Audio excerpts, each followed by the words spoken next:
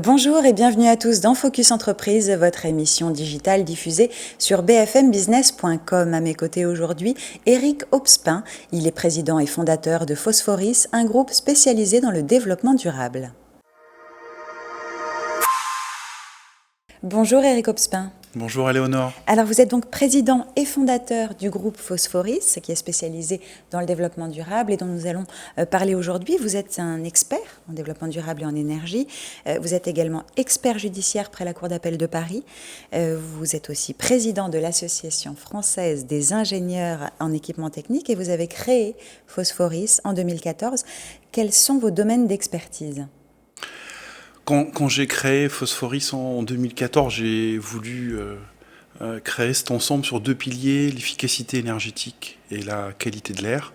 Et puis chemin faisant, on s'est développé également sur les structures et tout ce qui était architecture en termes de métiers, on va dire complémentaires, mais qui sont aujourd'hui complètement associés et intégrés. Plus concrètement, qu'est-ce que vous faites ? Simplement, en un mot, on conçoit des bâtiments. Donc on est concepteur de bâtiments. Pendant très longtemps, c'était quelque chose qui était exclusivement réservé aux architectes. Les architectes concevaient les bâtiments sur la forme, qui rendait les choses belles, sur la fonction, parce qu'il fallait que ça marche.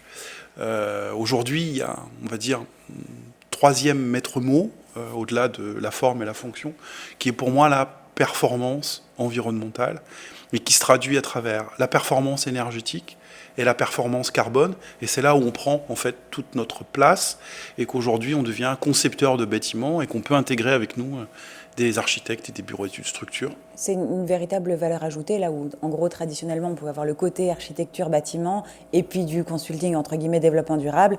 Là, finalement, le fait que vous ayez cette double casquette quelque part vous permet d'être bien armé pour ces projets. Quels sont vos marchés cibles ? Alors, naturellement, comme on a démarré sur l'efficacité énergétique et la qualité de l'air, ce sont des clients qui ont cette double problématique d'économie d'énergie d'une part et de qualité de l'air d'autre part. Les complexes aquatiques, beaucoup, vous savez, on chauffe de l'eau à 28 degrés tout le temps, qui s'évapore, donc il faut déshumidifier l'air. En s'évaporant, elle crée des trichloramines. Bon, beaucoup de choses sur les complexes aquatiques. L'industrie, gros consommateur d'énergie, pollueur. La santé. On climatise toute l'année dans les hôpitaux, notamment sur la partie bloc opératoire. On a des problématiques de transmission de maladies au bloc, donc la qualité de l'air est importante. Et puis enfin, tout ce qui est musée, archives, on oublie, mais c'est des conditions d'empoussièrement contrôlées qui sont assez drastiques. Finalement, Phosphoris a pour ambition de construire autrement. Pour quelles raisons est-ce qu'en premier lieu, il y a peut-être une dimension respect des réglementations ? Oui, alors il y a deux choses. Il y a les réglementations. Donc vous savez, aujourd'hui, il y a la réglementation environnementale 2020 qui nous pousse à concevoir des bâtiments justement dans l'axe de la performance environnementale, énergie, carbone. Il y a le décret tertiaire qui oblige sur les bâtiments existants à faire 60% d'économie d'énergie. C'est énorme. Donc là, nous, on est bien organisés puisque on sait diriger la performance énergétique, mais elle ne peut que se traduire à travers son enveloppe. Et donc l'enveloppe, c'est le bureau d'études façade, donc structure, façade, et puis la partie architecture bioclimatique. Donc nous, on est complètement intégrés. Donc ça, c'est les réglementations qui nous poussent. Mais nous, en général, on va au-delà des réglementations. Oui, c'est ça, il y a un véritable engagement de votre part au-delà de ça. Le but, c'est pas uniquement de respecter les normes, vous êtes engagé. C'est notre ADN, ça a fait partie de la construction de Phosphoris en 2014. J'ai racheté un petit bureau d'études qui était le bureau d'études Alain Garnier. Et Alain Garnier était une personne assez âgée, mais était un des pères justement de cette vision de la recherche, du développement autour du génie climatique et génie énergétique. C'est toujours quelque chose que l'on porte. Vous disposez d'un effectif d'une centaine d'ingénieurs et d'architectes. Vous possédez un département recherche et développement très actif. Sur quoi travaille-t-il ? On a travaillé sur notamment la climatisation naturelle.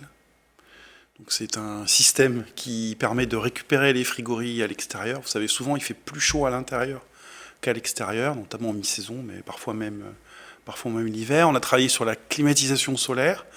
Donc l'idée, elle est toute simple, hein, c'est de se dire que c'est quand il y a du soleil qu'il faut climatiser. Du bon sens. Voilà, du bon sens. Et donc d'imaginer un système, donc c'est des groupes de froid absorption, où quand il y a du soleil, on fait tourner la machine, on crée du froid, et quand il n'y a pas de soleil, ben, la machine est à l'arrêt. En fait, on travaille beaucoup avec les industriels, en collaboration avec les industriels. Hein. Nous, ce qu'on recherche, c'est faire de l'innovation, hein, c'est-à-dire que quand on entame quelque chose, c'est pour trouver quelque chose, hein, c'est pas juste pour faire de la R&D. Et puis quelque chose d'assez important, on peut qualifier ça d'une folie. Hein. Il existe beaucoup de logiciels aujourd'hui qui font des simulations de consommation d'énergie pour les bâtiments, et nous on a créé donc Valentis, qui est un logiciel de simulation des consommations d'énergie à l'échelle des territoires, donc qui permet de simuler des actes, de simuler des quartiers. Et on a notamment gagné des concours en Chine sur la création d'écoquartiers grâce à ce logiciel donc, qui s'appelle Valentis. Et ça fonctionne bien, le groupe génère un chiffre d'affaires de 7 à 10 millions d'euros. Vous avez obtenu en 2016 le Grand Prix de l'aménagement mention spéciale équipement public par les ministères de la cohésion des territoires et des transitions écologiques et solidaires. Dans quelle direction vous tournez pour l'avenir ? D'abord, essayer de continuer à bien faire ce que l'on fait sur nos territoires. C'est la sagesse. Et puis, à l'international, ce qu'on a envie, c'est de vendre les expertises de Phosphoris, évidemment, mais aussi les expertises françaises.